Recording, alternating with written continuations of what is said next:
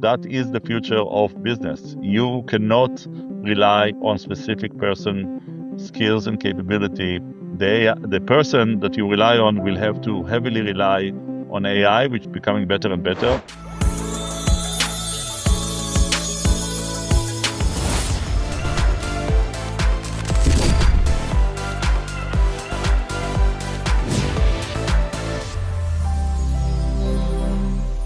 All right, welcome everyone to the 10th episode of the AI Space podcast, where we strive to encourage and empower AI founders, innovators, technologists, startups, and businesses to drive innovation and scale their initiatives with game-changing insights.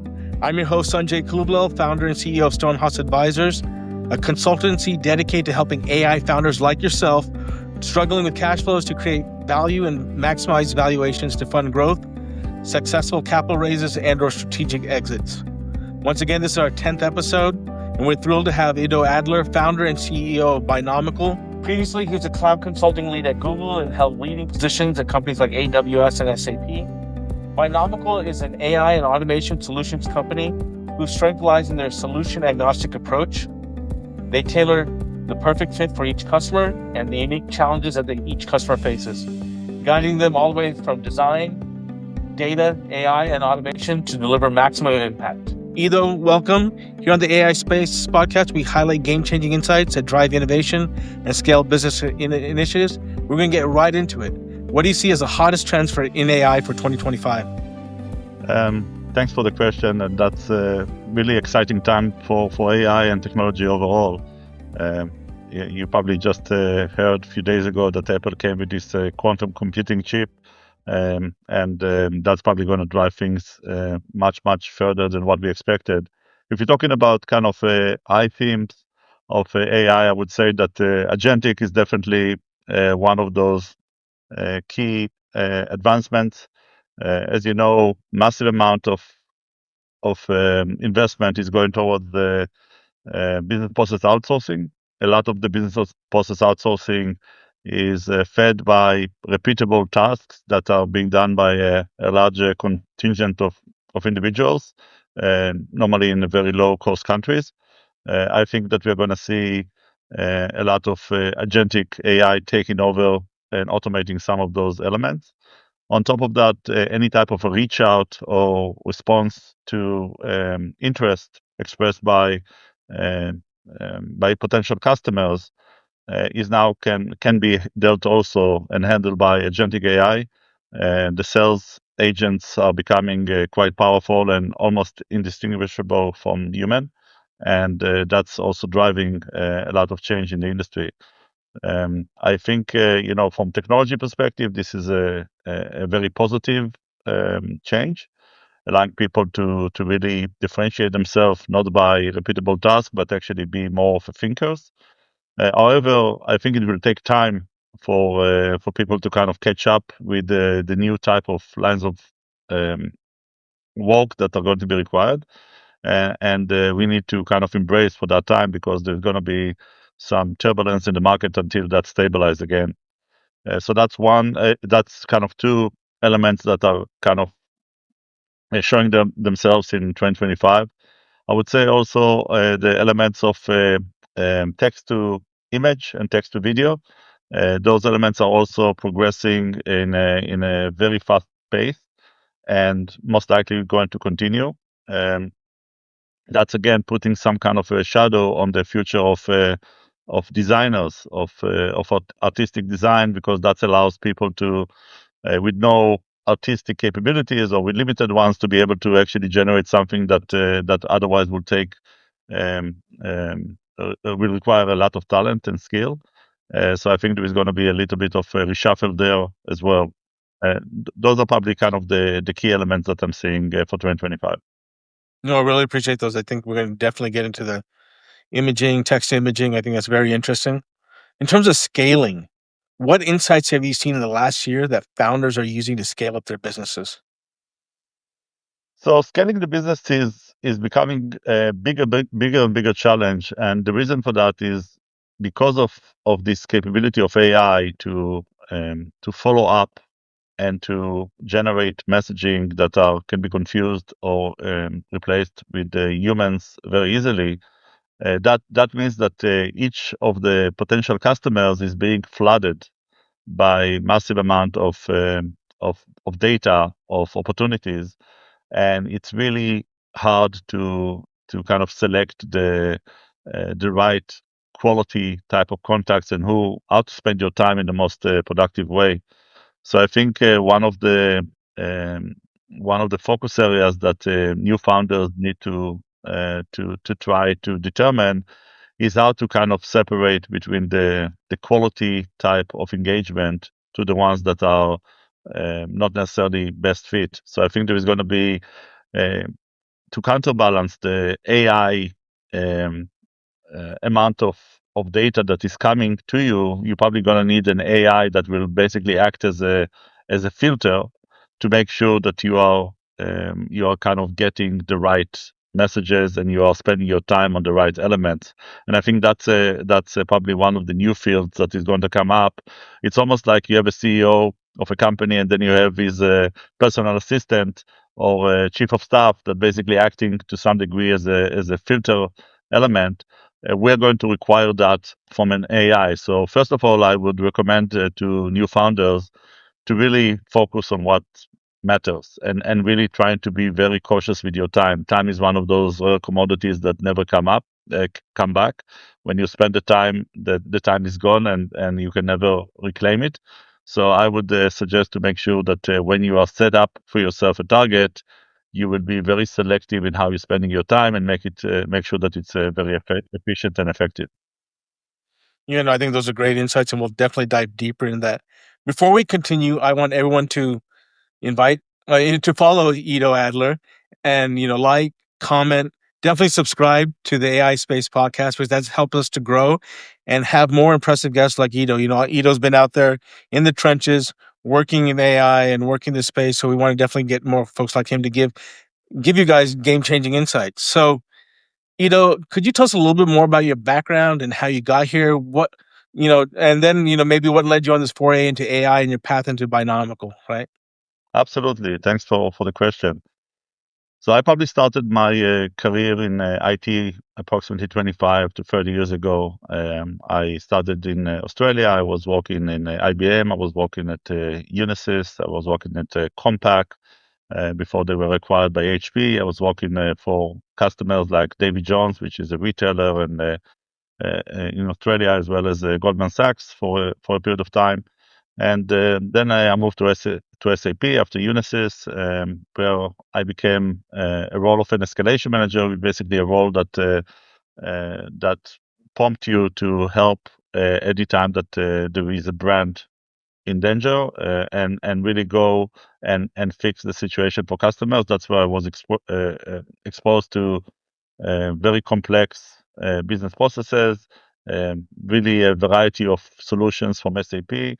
And because I'm a curious person by nature, it allowed me to learn a lot, and my learning curve was quite steep, which allowed me to learn a lot about different industries, different business processes, verticals and horizontal, and that was I forever be in debt for SAP for allowing me that. Later on, I moved to SAP in the US, where I was responsible for the premium engagement, and later on responsible for strategic customers implementation. And then kind of the cloud became a very big thing, and that's kind of what led me to move to AWS. And then AI became a big thing, which is what kind of prompted me to move into Google. And working with all those great companies, each of them with their own, I would say, unique atmosphere and unique culture, um, I saw what is being done as very well, and I also identified some gaps in what's being done. And one of those gaps was the challenge of being solution agnostic. So, especially in the AI, you probably see it on a monthly basis. That one month you have a certain AI that is kind of on the top, and another month you have a different AI, and that keeps changing. And of course, if you are working for a single company, if you're working for Google, if you're working for AWS, if you're working for SAP, you are by default restricted by the technologies that you can actually offer customers, not necessarily because it's the best solution for them, but because you sell what you have in the truck, as we used to say. It's really important for entrepreneurs when they are working with customers to really focus on the benefit that they can provide the customer, not necessarily lock themselves into a specific technology, especially since technologies are changing very often. So what I was trying to do is to basically say, okay, so now I'm basically just focusing on the customer needs, and I'm going to keep an open mind and focus on what technology is going to be the best for the short and medium term for this customer. And I keep testing those technologies and make sure that they're staying um, on top and upfront of other technologies. And if they don't, I basically make a change all for the value of the customer. So that was kind of the key element that kind of forced me or led me to start Binomical, and that's really what we're trying to do, to really focus on customer and positive outcome for them. So, what's in the portfolio? Who are your target segments? What are some use cases that are maybe relevant to our audience? Yes, so it's quite wide, to be perfectly honest. And our methodology is basically to try to meet the customers where they are. So whether it is the architecture design, figuring out the maturity level, or potentially alternatively the data, so the quality of data, the completeness of data, the readiness of the data to be taken advantage by AI. And then the AI itself, which tools that they're using, trying to see if they have some sacred cows that they want to use, or potentially they want to they are open to try new technologies based on the use case, so try to understand that. And for automation side, where is kind of the bang for the buck for automation? What automation is going to reduce their cost or potentially increase their revenue? And kind of that's our starting point. So whether we are talking about um, life sciences, whether we're talking about automotive manufacturer, financial services, the methodology is fairly similar. And I think, as I mentioned before, because of the ability uh, to be very fluent across industries and understanding the business process, that allows me to establish trust with the business leaders very quickly, and really go very deep in their specific industry vertical, so that we can actually find the solutions that will truly benefit them. So we are not trying to restrict. We are, as I mentioned before, we're using all kind of AIs. We are using NVIDIA for beyond the hardware, but the software side as well. We're using Anthropic, Gemini, um, ChatGPT, OpenAI, Grok. If we need parallel processing, um, a variety of video engines as well. There is a lot of very specific ones that we are taking advantage of for vision recognition. For example, obviously Google has a very good one. Speech recognition. So really, depending on the type of the use case, that will basically drive our selection of technology. And we are trying to be curious always and learn, but we solution agnostic. Yeah, no, that's great. And that leads us into really around technology. We want to make sure we definitely address the technology section. So, what's your approach into, or what have you done to help build and implement AI that's practical and scalable, right? So, for the tech wizards out there that's trying to craft their AI empires, what cutting edge tools and frameworks are essential for building a bulletproof AI ML architecture and stack? What are your thoughts on that? So obviously, training a model is very expensive, and it's very expensive because of multiple reasons. First of all, you have to get the data set, and the data set is this is not a trivial matter. There is an issue of security. An issue of who owns the data, of if you need to inform consent, if you're using the data in a way that is aligned with regulatory compliance. And also, what is very, very different, very, very difficult when you train AI, is to extract data out of the AI. So what I mean is, let's say that Sanjay, you decided that you are participating in a website and you are happy to include your input in the AI. It's an informed consent. But then at a point in time, let's say 6 months later, you decided that you don't want to be engaged with that website. You want them to delete any type of traces, any contribution that you made to that training engine. So now we are in a situation that we have a trained model that you, Sanjay, contributed indirectly to, but you are one of thousands, and it's impossible at this point in time, or very close to impossible, to actually extract the contribution that Sanjay made from that AI and basically have the model now minus Sanjay input. So because of those type of elements, what I would recommend is to start with a commercial AI and leverage the inputs that are coming from that commercial AI in order to train your own model. And this way, you're basically taking away the risk of being exposed for legal action, and you're training your own model with high quality of model that was already that already matured and cost a lot of money. And this way, you can create your model with relatively ease and be very focused about the inputs that you use for the training, and that will allow you to actually grow the model. Now, in regards to scalability, scalability is a big issue because there is a limit, as you may know, if you're using AI, to what extent of what amount of data you can actually send out to the AI and the amount of data that the AI can return to you. And if you are, for example, if you one of the use cases will be, for example, you have a massive amount of contract information. So let's focus about a real estate contract. So you might have 40, 50 pages of real estate contract. Now you need to figure out what this contract actually means, what the conditions for the contract. So you need to upload all this information to the AI. You might exceed the amount of details. So if you want to kind of bypass that limitation, you will have to potentially create your own AI model. So that's why the approach is you will get an open source AI model like Llama, and you will use that model internally, but you will train it with external data until it's getting to a certain level of maturity that actually provides you the information you need, the training that you need, the model that with the maturity that you need that is you are hosting, and that will alleviate some of your scalability constraints that are actually available in commercial model. So that's why it's kind of a two-leg approach. The first leg is getting the training done by the external model, train your internal model, and then leverage that internal model in order to alleviate some of the restrictions that exist in the commercial one. Yeah. So in terms of the training, are you talking about there could be two different options, right? Or you help me clarify this. You can train a model, fine tune your own model, or also are you also talking about distilling your own model from a larger model?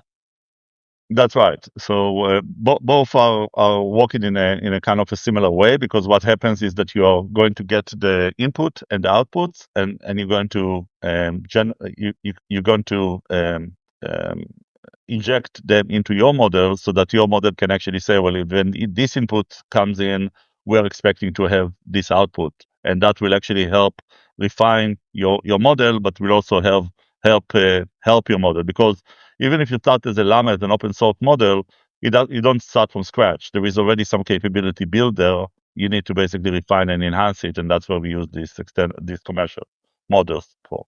Yeah, and most of those large language models are trained on general data, whether it's Wikipedia scraping internet sites. So it's like it's a quiz bowl champion, but it's really going to be the one that's going to solve your special use case for your oil and gas situation, right? And you talked about the uploading pages of data. I mean, I know Mistral AI just came out with an OCR where you can upload, I believe it's 2,000 pages per second. That's wonderful, but going back to the cost aspect of it, right?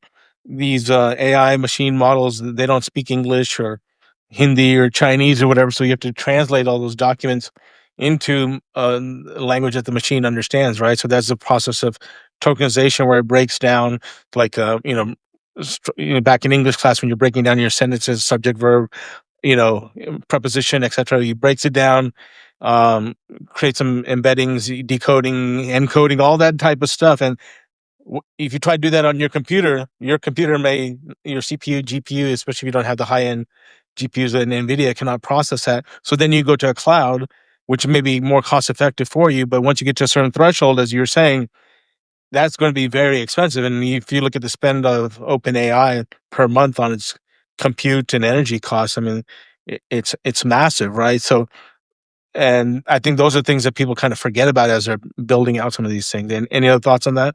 Yeah, absolutely. So, as you know, NVIDIA created their technology. They use the obviously ARM technology, and they build on um, graphical processors. That's how they kind of started. And while graphical processors are very powerful, they are not necessarily optimized for AI processing. So we have now companies coming up with the TPUs that are more optimal for processing. And of course, the quantum computing is definitely going to be very, very optimal and much low voltage requirement for processing. So I do think that in the next, I would say, 5 to 10 years, we are going to see a major shift for much cheaper type of processing. But until such time will come, which obviously we need to operate and to innovate, you're absolutely right. We need to be very careful about how we're actually spending the money. And processing is expensive, and it's expensive to everyone, even if you're going to choose the cloud. Now it's becoming cheaper, and I think it will continue that trend to become cheaper until new technologies will come in and will make it even cheaper. But there is definitely a margin that is being um, kept with the providers. And if you're running your own model, even though that you're going to have a significant CPU cost, it's if the model is going to be optimized, it's not going to be close to the cost of what pay as you go type approach that those cloud providers are taking. So there is definitely saving to be seen there. It's not going to be completely free. There is going to be cost associated with that, and that's another thing why it's very important that when you're using AI, you come up with a solution that is going to either yield significant savings or is going to provide significant revenue, because you cannot treat AI the same way that SMS was treated in the mobile phones. If you recall, when mobile phones introduced SMS and MMS, initially they charged for it, but eventually they had to kind of carry that cost as part of their plans because everybody offered that. With AI, it's going to be more difficult because the cost is significant and the usage is quite broad. So I think that whoever is choosing to start a business with AI, they really have to focus on how they recover their cost and build that into their margin. Because if they will need to subsidize it, at least as I mentioned before, for the next 5 years, they are going to struggle with actually generating revenue and margin. I mean, yeah, I'm going to take a step back there because you said about SMS and other things. It takes me back. And you had mentioned SAP earlier. So when I started at Ernst & Young Management Consulting doing business process transformation, taking down 6 month implementations down to 30 days, right? So how do you streamline those processes? So we went from order management all the way to the OSS, BSS, and then even the processes went into the finance portion, which was an SAP module, and the SAP was enterprise resource planning, all those things. So it brings back a lot of memories. Then you said SMS. So I actually, after that, I went to Ericsson and did strategy consulting. So when they're launching 2G, 3G, 4G, 5G networks, etc., right? You had the technology, but then how do you grow the market? How do you get the market share? There's an education awareness. And a lot of, especially for the young people, they may not know this because they got unlimited data. But when data first came out, as even voice minutes, I remember in the late 90s, voice minutes, I mean, cost per minute, right? Then, when data came out as, per gigabyte, SMS messages, then you had to buy SMS packages and MMS packages, etc. Now we're kind of a little bit spoiled in terms of, but that's also because it got commoditized, right? So we're in the early stages right now, so people can, I guess, have this per use type model or what have you. But at some point, it is going to get commoditized. But it's going to take some time. And even with the quantum computing, with the ability to do qubits and other types of things, from what I understand, the systems are still quite sensitive, right? So there's a lot of stuff that needs to be done to make like fortify it and make them a little bit more stable, right? Yeah, absolutely. So we're talking about quantum computings and qubits. You're talking here about statistical, directional type of decision making, right? It's not binary. It's not one or zero. Everything is It's like Schrodinger's cat, right? exactly. So yeah, it's not alive, not dead until you are kind of measuring it, and that means that you're going to have a lot of of qubits that needs to actually make a decision through some kind of a path, and that requires a very complex architecture, especially given the nature of quantum mechanics. So I'm amazed that Microsoft came up with this technology so fast, and were able to shrink it to the degree that they were. I think it's quite groundbreaking, especially for Microsoft, which I kind of incorrectly assumed is more of a kind of a governmental type organization, especially knowing the way they are structured internally. So I think that's a great achievement.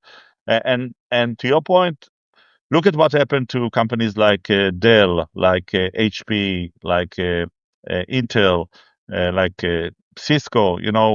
At a certain point in time, what you are offering, what is being used by the majority of customers, is becoming commoditized.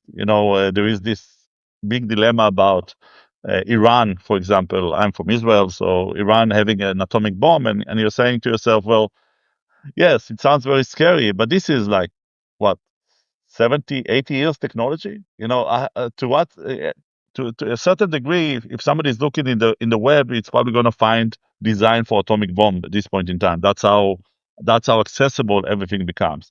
And those companies that basically are now just a commodity. Whether you're taking a network from one place or using a CPU from another place, and everybody, there are too many people that actually offer, too many companies are offering similar services. It's really, really hard to compete, and because you have less margin, it's hard to innovate. So it's kind of this vicious cycle you're getting into the moment that you are getting into the commodity space. And I don't think we are there yet. There are definitely few players that are, but deep what do you call it, deep seek. That's definitely broken some paradigms, and I do not know yet if it's really a new innovation or something that was copied, but in any case, it's broke some paradigms, and those type of disturbance are going to drop the price and make things more commoditized, and will force companies quickly to innovate. Otherwise, when the margin goes down, the ability to innovate goes down with it, and that's kind of the risk that those companies run. Yeah, I remember when I was working in the telecom space, the big frustration was, Vodafone, all these big companies, AT&T, Verizon, were building out the mobile networks, right? At some point, they became the pipes, and then you had folks like Facebook, Google coming across. They were called the overtop players that were monetizing because they're adding some value, right? And I'm a little bit surprised after, especially with DeepSeek, because they faced some barriers and obstacles in terms of access to chips and etc. So they had to innovate, doing mixture of expert models, distillation, they did some reinforcement learning, all these different types of things. They had to innovate. I'm actually a little bit surprised at how fast, to me at least, these models are becoming commodities. And the question is, what is truly the value that any of these models? And going back to the earlier conversation, is there a pain point? Is there something of value that you're actually addressing? And I think people have lost some of that perspective, right? I think so. When I meet with a lot of customers, a lot of companies, they are being tasked, put AI in. Everybody put AI, you put AI in. But they don't necessarily, a lot of them don't know where to put AI in, where use AI, whether you use machine learning, where you use rules as opposed to generative When AI. they say that, you got to say how much money do you have first before. Exactly. And also, where is going to be the value? Whether you're looking for value for your business? Because if you just want to put an AI, yes, you can put summarization, but you can put deduction, you can put automation of certain elements within your business. But if you are not actually doing the groundwork and figuring out what is going to be the P&L impact to my company when I'm actually implementing AI, then you just kind of follow what's cool at the moment. I'm sure you remember, but a few years ago it was IoT and blockchain, and great technologies. I'm all for it, but people didn't quite figure out how to actually make a significant change to their business by using those technologies. And we are at the risk of doing the same here. So either it's going to become a commodity, or it's going to become so specific that it's really going to drive significant margin improvement through cost reduction or through revenue generation. But you cannot start with the AI. You have to start with your business, and then it might be that the AI is the best solution. It might be that it's not, and the discussion has to start. What is my business needing in order to grow, in order to maximize the margin? Not let's adopt AI so we can tell to the street that we adopted AI. And unfortunately, I still see some businesses that are basically starting from the end instead of starting from the beginning. Yeah, it's kind of like that saying, putting lipstick on a pig, right? So, anyways, that leads us to the next section about business scaling. So, how can we implement AI effectively without unnecessary complexity, right? So, you have a unique perspective on scaling. So, you've talked about automation. So, what are some of the lessons you have from this? So, kind of touching back on what I was just mentioning about the right things to focus on. So, imagine this situation, right? We have a customer that think about the health industry.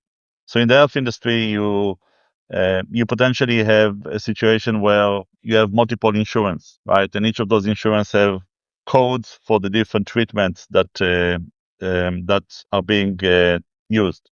So think about a dentist. So a dentist is going to do a root canal.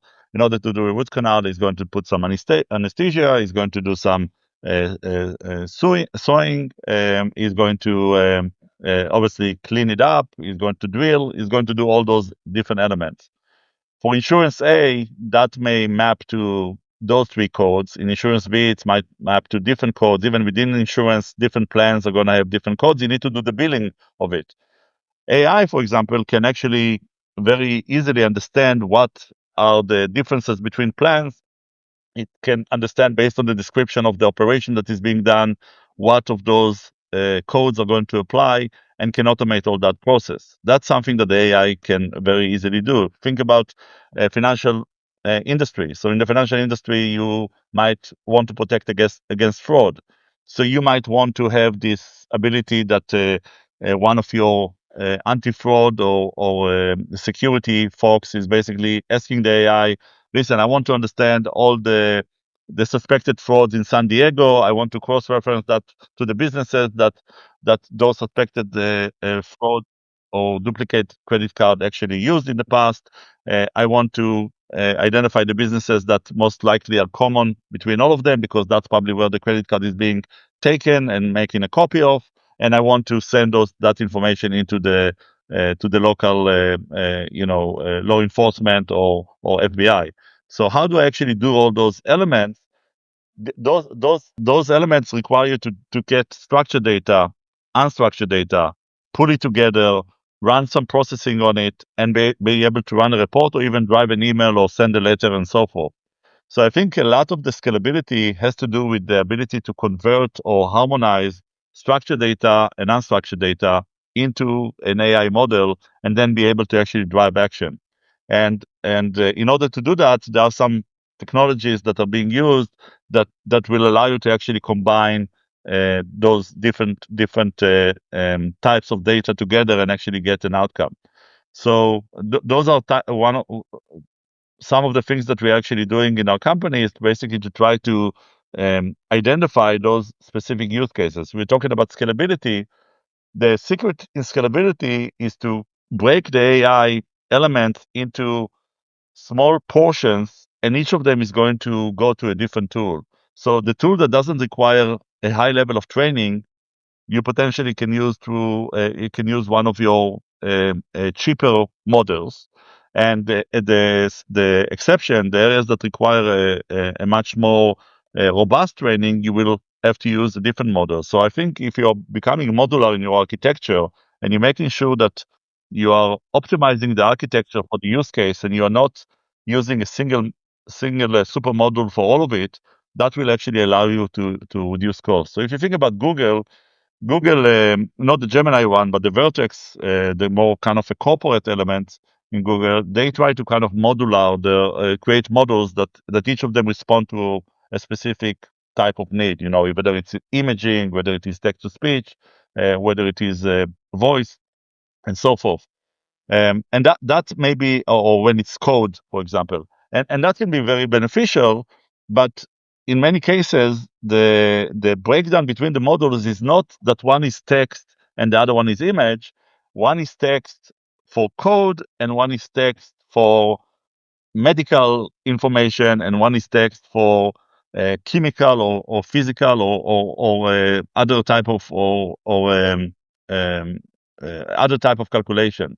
So I think the way that you break it down in a very specific way, not just based on a high level type of silos that you basically say, okay, this is either image, text, code, video, and so forth, but rather silo that basically say this is only for pharmaceutical type of information. This is only for and simple logic, and this is for very complex logic, and this is for financial services. And I think what happens now is a lot of companies becoming very specialized in very specific area. And I think one way to reduce cost is to really hit each of those specialty area with a very specific query as you build your solution.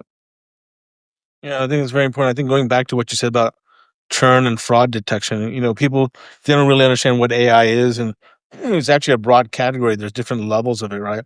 There's traditional machine learning, then things you need in terms of neural networks and deep learning.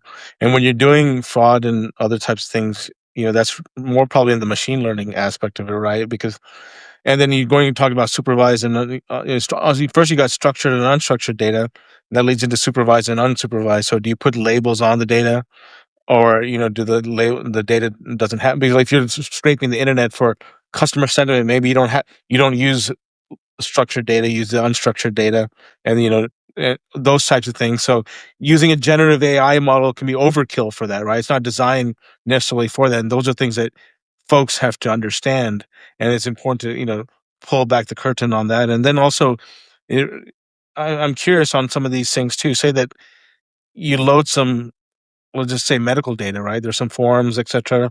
There may be some images, there may be an X-ray, and so are we able now in some of these models to be able to say, okay, for the text we use this model, for the imaging we use this, and then for the X-ray we need something else to be able to detect the tumor and on the person, right? Absolutely. That's exactly what I mean. You're spot on. So when you're using models, you have to use the models that are most applicable to the sub use case you're actually using in order to be cost effective. Because you won't be able to, with any decent budget, any startup, any entrepreneur will not be able to actually create a model that is multimodal and train it to the level that the commercial models are currently at. It just commercially improbable that you will do that. However, you can get to results, even better results than those multimodals, if you're able to kind of break the queries into smaller queries, which are very, very specific and take advantage of uh, pre-trained models that were created for a very specific niche. And if you're able to use that, you're going to be able to still differentiate yourself based on the quality of the response, as opposed to those much more expensive models that are great and are capable of a lot, but not to the same granularity and resolution. Right. No, that's great. Let's also just talk from a business perspective. You came from big tech, corporate environments, large health companies. Now you're kind of being the entrepreneur and building out a company, right? Explain that in terms of how your approach to scaling. I know a lot of people out there that are trying to do this right now, maybe probably struggling, bootstrapping, other things. Maybe tell us a little bit about that journey for you. Absolutely. So it's not easy. It's definitely not easy to create a new business. And a lot of it has to do with the support you're getting from your family and friends, because you're embarking on something new, and there are no guarantees. You don't know how things are going to work out or not work out. Um, it is important, and I think one of the things that I struggled, and I'm sure others as well, is to get quality um, team when you have very limited budget. And I think that's one of the things that either break or make any entrepreneur that is starting in the technology space. It's really, really hard to find talent that will go with you, that is affordable to you, because normally you have to rely, unless you're getting some kind of a seed funding that is significant, you have to rely on offshore resources. And therefore, you are relying on people that you don't really know, that you cannot really reach, that you cannot necessarily assess because you don't have the history with those people. And they might be very honest and very capable, but they might also not be. So I think um, anyone that starts a new business need to spend extra cycles, even if he has a very small team, even if he has one person or two people working for him or her, they need to make sure that those individuals are capable, are honest, and able to learn. And I think if you are starting with that kind of premise that that's what you're going after, that will actually set a good foundation that you can build on. And then you can obviously be successful, more successful, because then you are not going to um, fail with your initial customers. You're not going to provide them a solution that is going to be uh, suboptimal, and therefore you will not get new business. So I think one of the key elements is to really start with a solid foundation. Really start, even if you any person that you kind of join your initial team, be super selective. It's not enough that he's a good guy. It's not enough that you know his parents. It's not enough that he's part of your extended family. It's not. You really need to build on merit, on capability, on character, because you're going to have a lot of challenges initially. You will have to work extra hours. That person will have to work extra hours for you. You will have to handle different technologies that you're not comfortable with. That person will have to do the same thing. There is a lot of grit that is required. And if you are not kind of setting up yourself with the right individuals, with the right persona, your struggle is gonna be even harder than otherwise.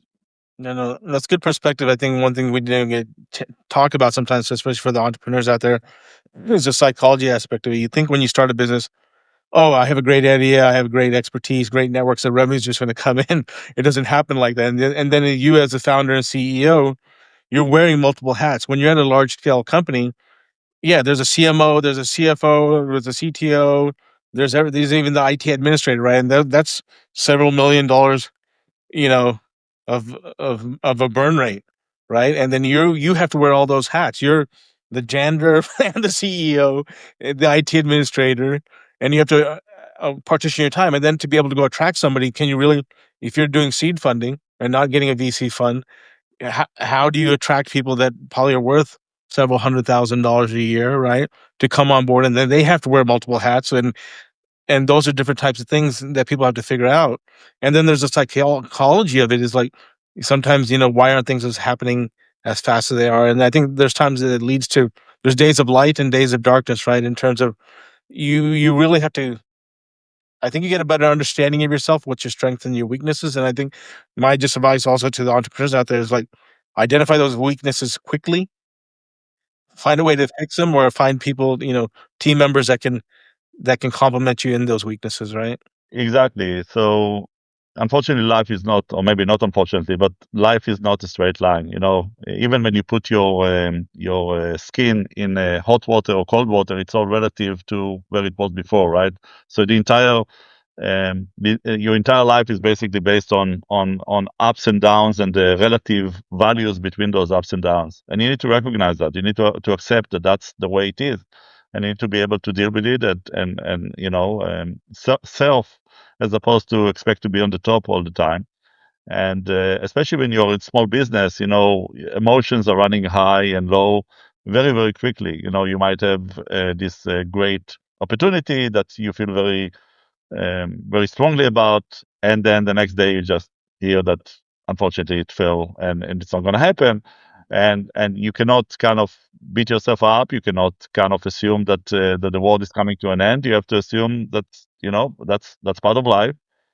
Things will go down. Things will go up. You can only control what you can control, and you need to be positive and continue for the next day. And that's just the nature of the beast. You cannot really change that. That's life, and that's business. That's the same thing. You have good days, you have bad days, you have good news, you have bad news.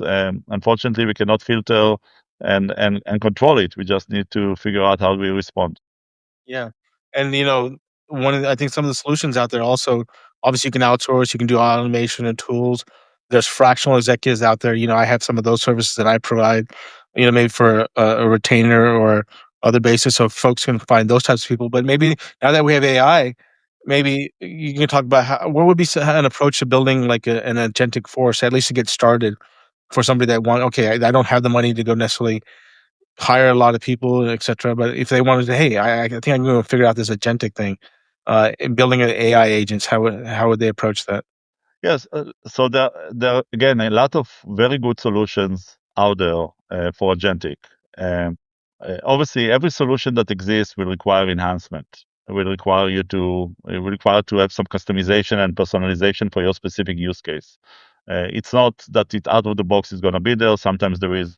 Uh, um, you need to limit as much as you can the work, the professional work that your technical team and that you're doing. You need to leverage AI in order to drive your SOW, to help the customer to define requirements, to do research about the right technologies to use. You have to leverage AI in order to figure out what's the latest. The search engines are no longer search engines. You are now relying on the response of the AI, and the AI response may change if you're using AI number one as opposed to AI number two. So you need to train yourself and also train your team to maximize the usage of AI and be very, very selective about who you're bringing into the team and make sure that they are open to leverage AI as part of their day-to-day work. And unfortunately, or fortunately, depending how you look at it, that is the future of business. You cannot rely on specific person skills and capability. The person that you rely on will have to heavily rely on AI, which becoming better and better. I can tell you that I'm doing some legal type of I'm going through some kind of a legal issue, and the AI, I've been doing research on the legal side for many, many years now, for at least 3, 4 years.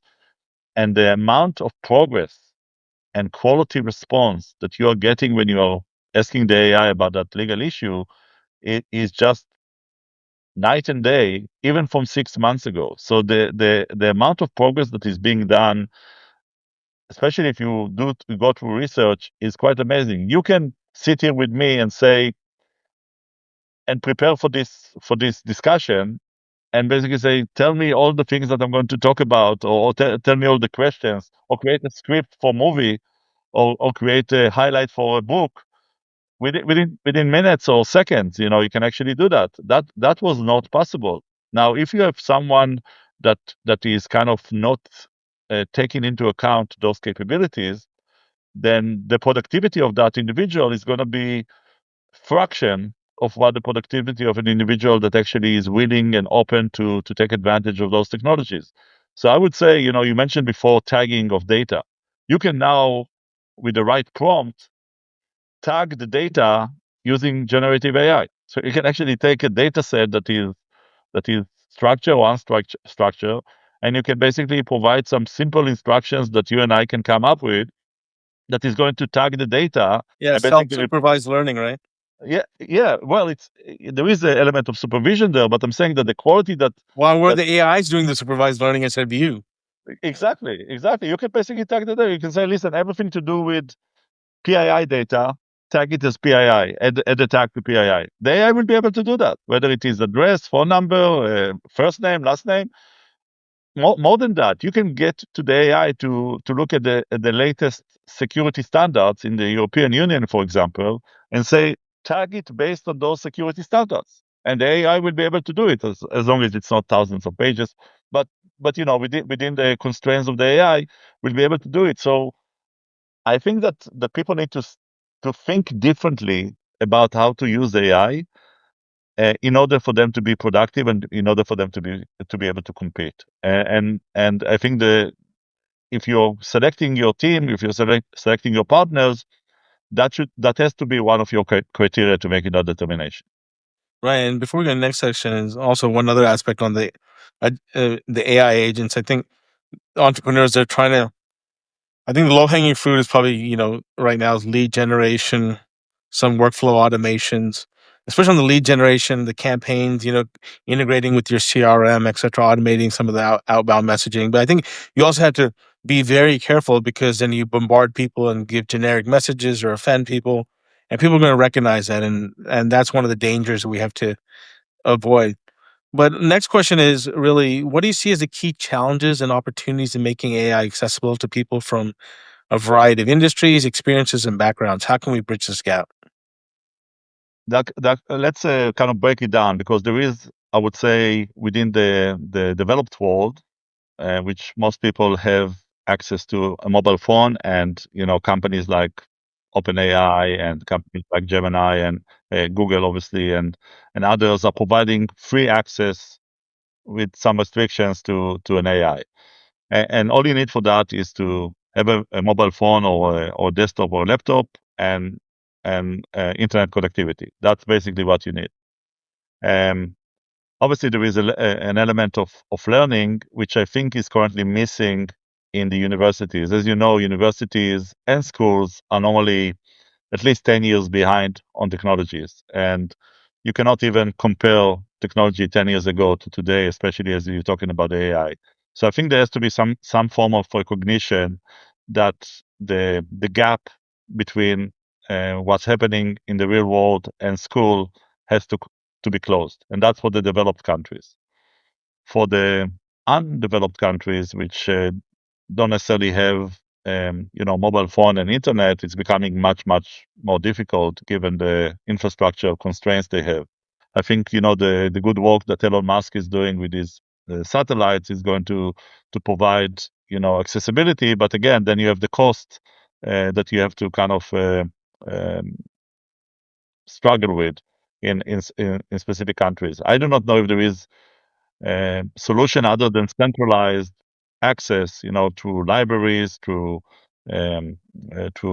restaurants, hotels. Otherwise, to provide some kind of a centralized access that people can actually go and benefit even partially from that advancement. And then you go to the part of the world that potentially is restricted from accessing it due to the geopolitical situation, so you might have some countries, maybe like North Korea, that they will say, well, we are not going to allow them to actually use this AI technology because we don't trust that they're going to use it in a way that is going to be conducive to the world. And for that, obviously, there is only a geopolitical type of response. So I will kind of break it down to those three use cases. And I think within the US, there shouldn't be any excuse at this day and age to basically say that an individual cannot access AI.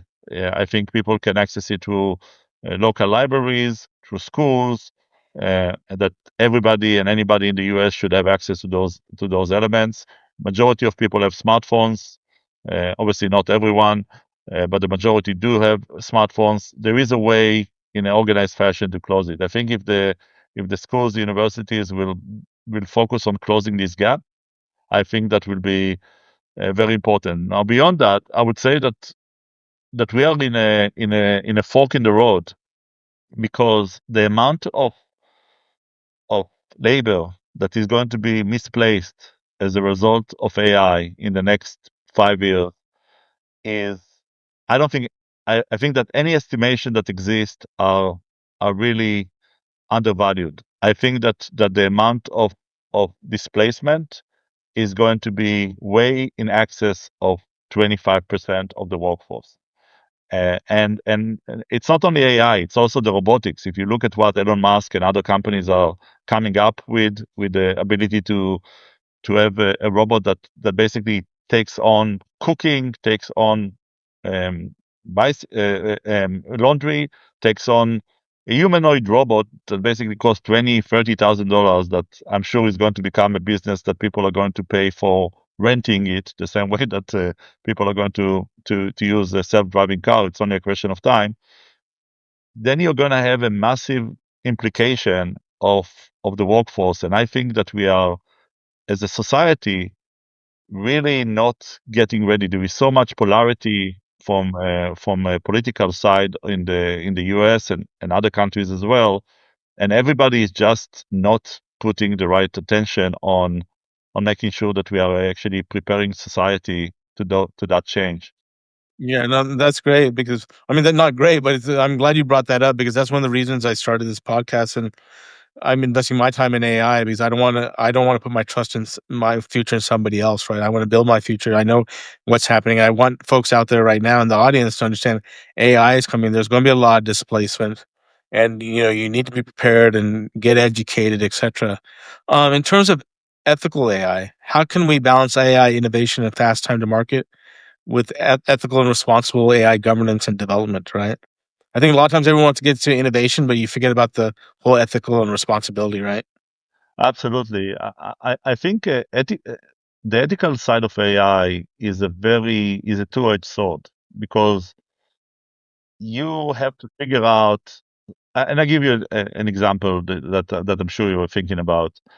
Let's say that you have um, success in university statistics based on specific genders or based on specific race or sexual orientation or whatever that may be,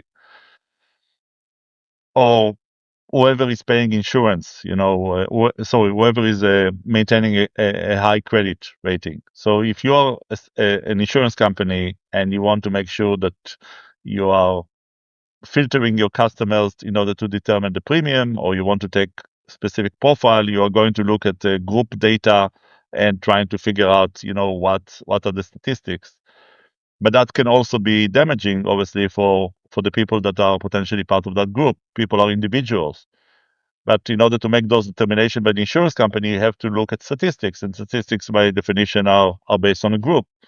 So, how do you actually balance between providing the right information to the insurance company so they can make an informed decision, but in the same time avoiding having a bias because of historical realities, facts on future customers? And I don't have a good solution for that. I would say that I believe that the data needs to be presented the way the data is presented. And and data, as many people I admire say, do not care how you feel. So I believe that you have to separate between bias that is being abused in order to put people down or put a group down, and between factual data that help you make an informed decision. And we have to find the balance between those two together, because otherwise we are going to create an alternate reality that is based on ethical AI that is not actually mapped in any way to the true reality, to the underlying facts, just because we don't want to potentially offend the group, although the data supports whatever it's supposed. So instead of us tackling areas of improvement as society, we are basically saying we want to hide the bad, so we don't need to talk about it. So it's not actually going to present a certain group in a negative light. I think personally that a better approach would be, let's identify where things are at, and then figure out why those things are where they are, and how can we solve it from the ground up, not through DI, at the end of it, but rather how do we actually solve all those pre-steps that led to the situation that we are now, and spend a lot of money in order to try to fix that. And I think that will allow us to really kind of filter and figure out what is ethical AI and what is factual data, and how to navigate between the two of them. Yeah, I think it's important that you talk about the data and you want to present what's the truth and what's actual. I think we also, this goes back to democratization. We don't want to restrict access to people because maybe they were in a vicious cycle where they never had access to funding, never had access to healthcare, to insurance, to good credit, all that kind of stuff. And so there was a pre-state before that. Doesn't mean it was necessarily always their fault. And then you continue to keep them in that state. So if we can use AI to help solve some of those things, that would be great too. So in terms of encouragement, well, we always try to close out. So, any concluding thoughts, insights, encouragement for those seeking to get into this space or struggling to build their business? Yeah, absolutely. So I think the good thing is that the data is there, and as we just touched, the data is accessible to anyone. You really all you need is the willingness to learn and the grit to kind of push forward. And I think majority of people have that inherent abilities within them, and they just need to believe in themselves and kind of carry on with their grit to actually get to where they want to get. So I don't think there is. I think there is much less barriers of entry than there ever been before because of the accessibility to AI. Because the knowledge gap can be closed by just you writing a prompt and getting an explanation for the AI, and that's just improving. So I think that the future is definitely bright from the sense of getting the data that you need in order to do the innovation that you're looking for. I think what it's forcing you to do, because it's now accessible for everyone, is to really move fast, really build fast, really fail fast, because that will actually allow you to be more successful. And you cannot just expect that things are going to stay as they are. They will continue changing, but you have now the tool in the tips of your fingers to actually keep on top of that and learn and grow. So just be open, and show grit, and you will be successful. No, that's awesome. On the show, guys, we've talked about Ido's transition from, ERP to cloud to AI to entrepreneur. We talked about the technology stack in terms of building out your business, being judicious in who you're hiring, right? Maybe using agents to build out the business. In terms of scaling, we've talked about democratization, some of the issues around that in terms of ethical and responsible AI.